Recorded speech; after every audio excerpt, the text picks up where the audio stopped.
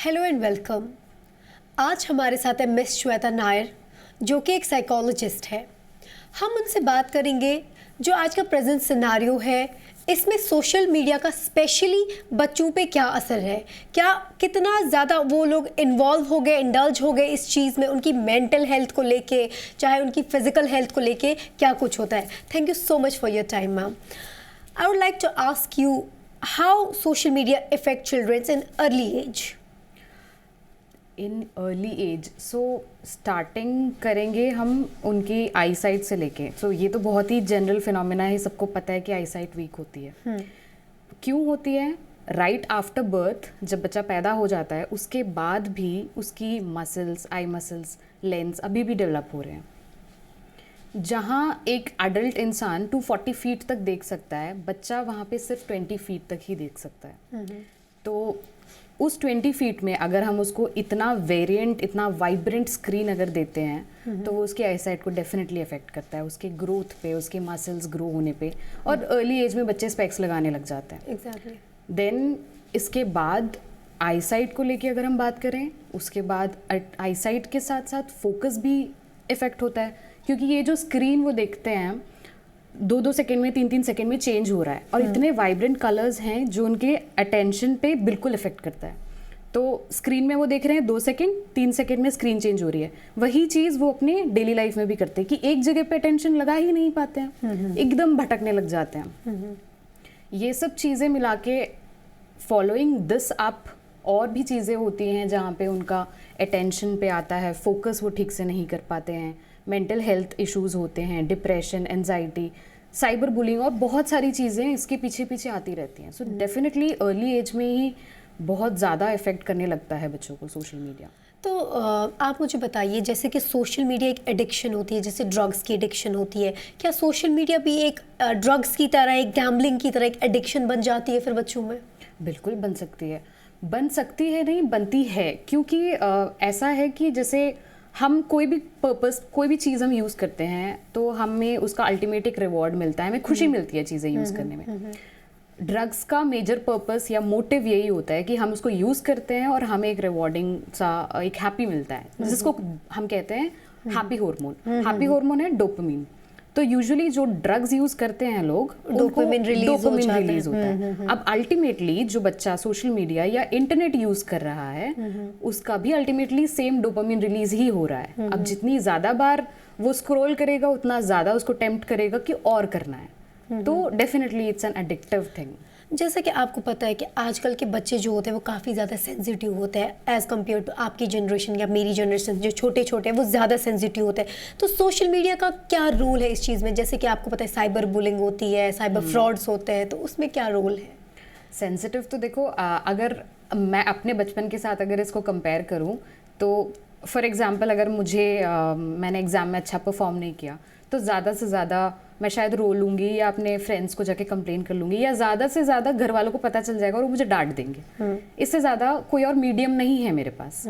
But आज की date में ऐसा है कि आर्टिफिशियल इंटेलिजेंस या इंटरनेट यूसेज इतना बढ़ गया है कि अगर मैं अभी सोच रही हूँ कि फॉर एग्जाम्पल अगर हम एक बच्चे की बात करें, बच्चा परेशान है कि उसने एग्ज़ाम में अच्छा परफॉर्म नहीं किया, वो मीडिया स्क्रॉल कर रहा है और स्क्रॉल करते करते क्या हो रहा है, और इसमें ये भी है कि ऐसे कंटेंट को पुश करता है इंटेलिजेंस, आर्टिफिशियल इंटेलिजेंस ऐसे कंटेंट को पुश करता है कि जिसको मैंने अभी लाइक किया वैसे ही कंटेंट्स मुझे और आएंगे। तो 10 मिनट पहले जो सिर्फ परेशान था बच्चा कि मैंने अच्छा नहीं परफॉर्म किया, 10 मिनट बाद वो खुद को वर्थलेस फील करने लग जाएगा। और हो सकता है 10 मिनट बाद सुसाइडल थॉट्स आने लग जाएं कि मैं किसी काम का नहीं हूँ, मेरे पेरेंट्स को मैं कभी प्राउड नहीं करा सकता। कहाँ जहाँ से स्टार्ट हुआ है वहाँ से बिल्कुल फ्लक्चुएट होगा, बिल्कुल ऑपोजिट पे चला गया है। तो डेफिनेटली बहुत सेंसिटिव बच्चे हैं अभी, और होने का reason of course social media तो है ही। अब साइबर बुलिंग जैसे आपने बोला है, तो अगर आर्टिफिशियल इंटेलिजेंस की बात करें तो है तो ये बहुत अच्छी चीज़ कि जहाँ 2 घंटे का काम आधे घंटे में हो जाएगा। अगर हम इसको अच्छे से यूज़ करें तो अच्छे से यूज़ भी हो जाएगा। बट जहाँ साइबर बुलिंग, सेंसिटिव बच्चे हैं, वल्नरेबल बच्चे हैं ऑलरेडी, तो वहाँ पे ऐसे बच्चे बिल्कुल टैकल नहीं कर पाएंगे क्या रियल है क्या गलत है, उनके साथ गलत हो रहा है वो ये पहचान ही नहीं पाएंगे। क्योंकि इतना हो गया है, इतना यूजेज इसका बढ़ चुका है कि हमें वो ट्रैक ही नहीं है कि कहाँ हम वल्नरेबल है, कहाँ हम बुरा फील करें या कहाँ गलत हो रहा है।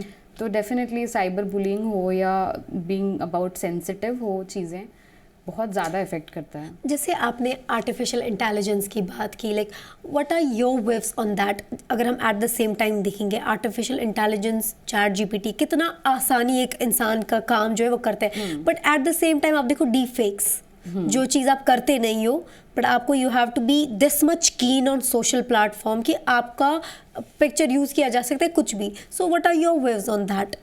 सो माई व्यूज़ पर्सनली कि जो पर्पस है, अब इंटरनेट का ही देख लो, इंटरनेट का पर्पस है इंफॉर्मेशन एंड कम्युनिकेशन। Exactly. अगर हम वहाँ तक लिमिट करें तो इट्स गुड। उससे ज़्यादा अगर जा रहा है तो then definitely it will affect your health, For sure. और वैसे भी हमारे जनरल सोशल लाइफ को भी अफेक्ट करने लग जाएगा। Same goes with artificial intelligence, जहाँ इसका पर्पस है, इसका मेन पर्पस यही है कि हमारे काम को मैनुअली आसान करना। तो अगर हम वहीं तक उसको सीमित रखें तो बहुत अच्छा रहेगा।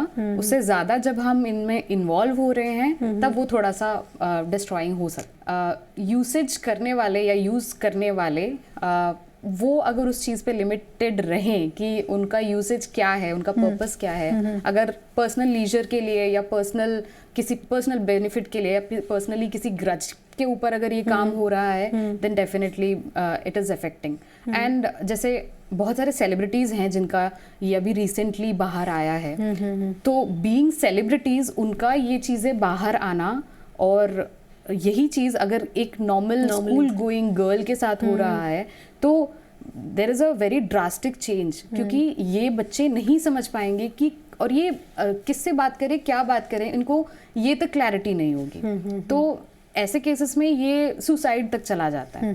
तो डेफिनेटली आर्टिफिशियल इंटेलिजेंस जितना पर्पस है उसका उतने में ही I would recommend. Social media को लेके अगर हम स्कूल्स और एजुकेशनल इंस्टीट्यूशंस में अगर कोई वर्कशॉप्स कराते हैं तो बेसिकली हर चीज़ जो होती है वो घर से स्टार्ट होती है। अब घर से स्टार्ट होती है का मतलब ये है कि parents should be educated about digital safety. It's right, like everything starts like एक बच्चे की अपब्रिंगिंग जहाँ से हुई होती है। yes. तो अगर स्कूल्स ऐसे वर्कशॉप्स कंडक्ट करें जिनमें पेरेंट्स को, स्पेसिफिकली उनके टारगेट ऑडियंस पेरेंट्स है, और पेरेंट्स को डिजिटल लिटरेसी दी जा रही है, या फिर इंटरनेट सेफ्टी के बारे में बताया जा रहा है कि कहाँ वो कितना लिमिट कर सकते हैं पेरेंट्स बच्चों की यूसेज पे, और कहाँ कैसे ध्यान रख सकते हैं, तो डेफिनेटली इट विल हेल्प कि उनका जो, क्योंकि बच्चे सो के उठते हैं घर पे, सोने से पहले भी वो घर पर ही होते हैं। Exactly. तो पेरेंट्स को इस बारे में लिटरेट कराना ये बहुत इम्पोर्टेंट है।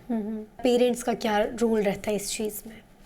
पेरेंट्स का तो पर्सनली बहुत बड़ा रोल है, और पेरेंट्स को एक्चुअली बहुत सारे क्योंकि रूल्स एज अ हैं। साइकोलॉजिकल आपको पता है कि ये बच्चे को कैसे मेंटल हेल्थ पे इशू पड़ता है। एक जैसे हम बोलते हैं कि सुसाइड आजकल ज़्यादा क्यों होते हैं, हम देखते हैं सोसाइटी में, क्योंकि पहले इनिशियल स्टेज में क्या होता है, एंजाइटी हिट करती है, एंजाइटी में फिर डिप्रेशन होता है, डिप्रेशन के बाद ही जब उसको कुछ समझ नहीं आता है ऑब्वियसली फिर सुसाइडल थॉट्स आने ही लगते, तो उनको उन पे क्या इम्पैक्ट पड़ता है, एंड एज अ साइकोलॉजिस्ट आप क्या उनको रिकमेंड करेंगे, क्या सजेस्ट करेंगे? पेरेंट्स को तो डेफिनेटली ये सजेशन दिया जाएगा मेरे एंड से कि ऐसे स्ट्रैटेजीज घर पे इम्प्लीमेंट करो।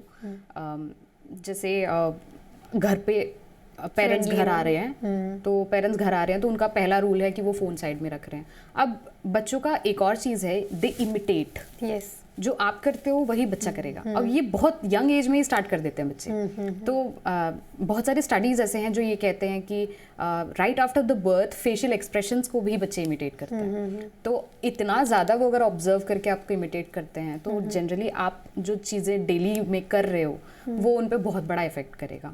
तो अगर ऐसी स्ट्रैटेजीज अपनाएं कि घर आते ही फ़ोन रखना है, या डिनर टेबल पे फ़ोन नहीं यूज़ करना है, या फिर डिजिटल डिटॉक्स हम वीकली कर रहे हैं कि वीकली इस दिन हम डिजिटल डिटॉक्स करेंगे और कोई भी फ़ोन नहीं यूज़ करेगा घर पे।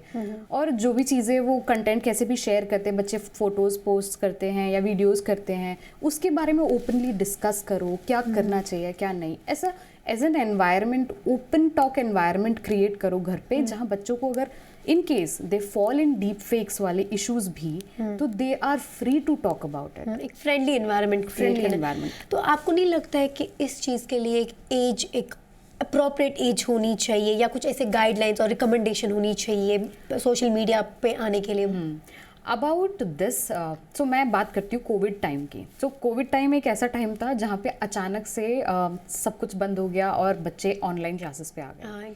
अब ऑनलाइन क्लासेस पे आए, पेरेंट्स एक डिवाइस यूज़ करते हैं, पेरेंट्स ने अपना डिवाइस बच्चों के साथ शेयर करना स्टार्ट कर दिया। अब इसमें एक बहुत बड़ा पॉइंट है, जब पेरेंट ने गूगल पे अपनी आईडी बनाई होगी, there are certain basic details जो उन्होंने भरे, उसमें उन्होंने अपना एज भी भरा है, ठीक है, और no parent is 25 less than 25, तो उन्होंने जो भी भरा होगा 18 प्लस के उसे से भरा होगा। अब वही सेम डिवाइस, वही सेम एक्सेस वो बच्चों के साथ शेयर कर रहे हैं। बच्चे वो चीज़ें वो यूज़ कर रहे हैं, बट कंप्यूटर को, डिवाइस को, फ़ोन को, टैबलेट को नहीं पता कि ये बच्चा यूज़ कर रहा है। बच्चे के हिसाब से यूज़र तो 18 प्लस है। एग्जैक्टली।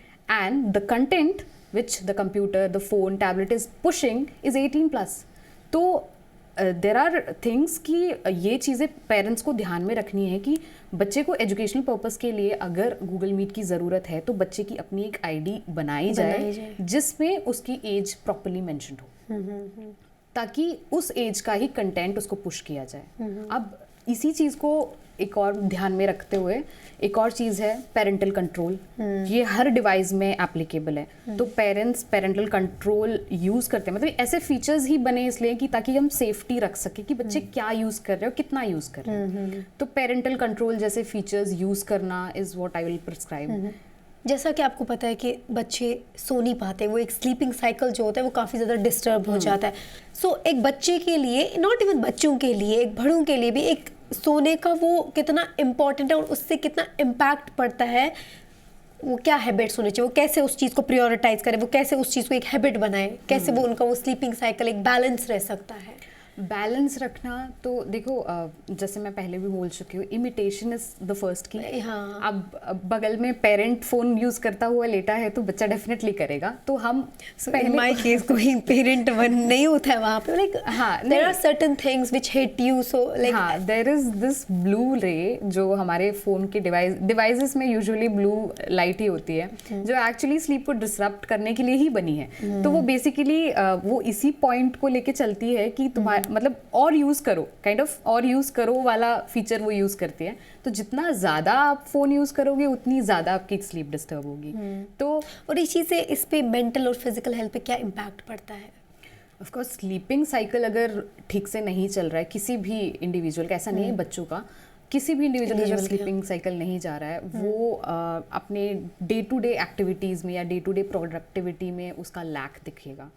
इरिटेबिलिटी ज़्यादा होगी और मतलब इरिटेबिलिटी, चिढ़ना और ये बाकी चीज़ों में फोकस ना कर पाना, काम में मज़ा ना आना, ऐसी बहुत सारी चीज़ों में इफ़ेक्ट कर सकता है। तो स्लीप साइकिल इज़ समथिंग कि बहुत इम्पॉर्टेंटली अच्छे रूटीन में फॉलो करना चाहिए। लाइक कुछ रूटीन स्ट्रैटेजीज हो सकती हैं, जैसे कि सोने से 2 घंटे पहले स्क्रीन टाइम बंद कर दो, और ऐसे बहुत सारे, और ईटिंग हैबिट्स में भी काफ़ी चेंजेस कि ऐसे हेल्दी डाइट फॉलो करो जो आपको स्लीप में या आपके नेचुरल प्रोडक्टिविटी में हेल्प करे। तो ये सब चीज़ें हैं जो हम रेगुलरली अगर करते रहें तो स्लीप साइकिल अपने आप बैलेंस होती रहेगी। लाइक एज अ साइकोलॉजिस्ट आप कैसे एनकरेज करेंगे बच्चों को कि उनकी वेल बीइंग को लेके कि आप डिजिटल प्लेटफॉर्म में अगर आ रहे हो, देयर आर सर्टेन रूल्स जो आपको फॉलो करने पड़ेंगे, या एज अ साइकोलॉजिस्ट आप पेरेंट्स को या सोसाइटी को या एजुकेशन सेक्टर को क्या आप मैसेज देना चाहते हो, सो दैट जो ये केसेस ऐसे हैं जो मेंटल हेल्थ पे, क्योंकि मेंटल हेल्थ बहुत इंपॉर्टेंट होता है जैसे फिजिकल हेल्थ होता है, तो आप क्या सजेशंस देना चाहोगे? मेरे सजेशंस तो यही होंगे कि हम जितना डिजिटल वर्ल्ड है, यूज़फुल है, इंफॉर्मेटिव है, कम्युनिकेशन के लिए बहुत इजी है, वी ऑल एक्सेप्ट दैट, लेकिन हम उसको वहीं तक रखें और जहाँ रियल टाइम एक्सपीरियंसेस हैं हम उनको ज़्यादा बढ़ावा दें, क्योंकि एज अ ह्यूमन बीइंग होते ही सोशल बीइंग्स हैं। मेरा दिन इतना प्रोडक्टिव नहीं जाएगा अगर मैं पूरा दिन फ़ोन यूज़ कर रही हूँ या फिर मैं अगर पूरा दिन अपने किसी फ्रेंड के साथ टाइम स्पेंड कर रही हूँ, वो दिन मेरा ज़्यादा हैप्पी होगा as compare to phone usage वाला दिन। तो बेसिकली सोशल बीइंग्स हैं ही इस तरीके से कि हम बने ही face to face, eye to eye contact वालों के लिए। तो रियल टाइम एक्सपीरियंसेस को ज़्यादा एक्सप्लोर करने का मौका as parents, as educational institutions, taking them for tours, wildlife sanctuaries में लेके जाना, जू में लेके जाना, एडवेंचरस, पिकनिक, पार्क, ऐसी चीज़ों में ज़्यादा इन्वॉल्व करना जिससे वो नेचर से भी कनेक्टेड हो, एज वेल एज डिजिटल चीज़ों का भी यूज़ कर रहे हैं to the in a good way जहाँ तक उनको ज़रूरत है उतना ही यूज़ करें। तो अब पेरेंट्स भी हो तो पेरेंट्स भी उन बच्चों को बाहर लेके जाना, घुमाना, उनके साथ टाइम स्पेंड करना, ये सब चीज़ें इनकलकेट करना, और ये सब चीज़ें हमारे डे टू डे लाइफ में बहुत बड़ा चेंज लेकर आ सकती है। जैसे कि हमने पहले ये बोला कि सोशल मीडिया एडिक्शन इतना ज़्यादा, जैसे ड्रग्स का एक को होता है, ये उससे भी वर्स्ट होता है। ओवरकम कैसे करेंगे, like how to overcome with these things? एक बच्चा कैसे ओवरकम करेगा? ओवरकम तो ये तो ऐसा है कि हमें यूसेज तक सीमित रखना है कि हम किस लिए यूज़ कर रहे हैं। पर्पस रिलेटेड होना चाहिए, हम जो भी कर रहे हैं, जितना भी कर रहे हैं पर्पस रिलेटेड हो। Spending time with your loved ones, taking time out उनके लिए या उनके साथ स्पेंड करने के लिए, और ये सब चीज़ें मतलब है बहुत छोटी छोटी चीज़ें, बट इन सब चीज़ों को ये अपने डेली रूटीन में अगर लेकर आकर हम करने लग जाएं, ये ओवरकम वाला ना, it's not a big deal, you know. अगर हम खुद से ट्राई करें तो ये चीज़ें हैं बहुत सिंपल, बहुत सिंपल स्टेप्स से कर सकते हैं। तो I mean I would personally suggest कि limiting yourself from using to an extent, उससे ज़्यादा अपने आप को ऐसे कंट्रोल करो कि कितना यूजेज है। हाँ, thank you so much for your time ma'am. तो ये थी हमारे साथ मिस श्वेता नायर, जिनका मेन फोकस ये चीज़ था, चाहे वो पेरेंट्स को लेके हो, चाहे वो स्टूडेंट्स को लेके हो, चाहे वो किसी भी इंडिविजुअल लेके हो, एक यूजेज, एक लिमिटेड अपने आप को रखना है। और पेरेंट्स का सबसे इम्पॉर्टेंट रोल है कि वो देखे अपना बच्चा क्या कर रहा है, क्योंकि सब कुछ अपब्रिंगिंग से ही स्टार्ट होता है। तो देखते रहे आवाज़ द वॉइस।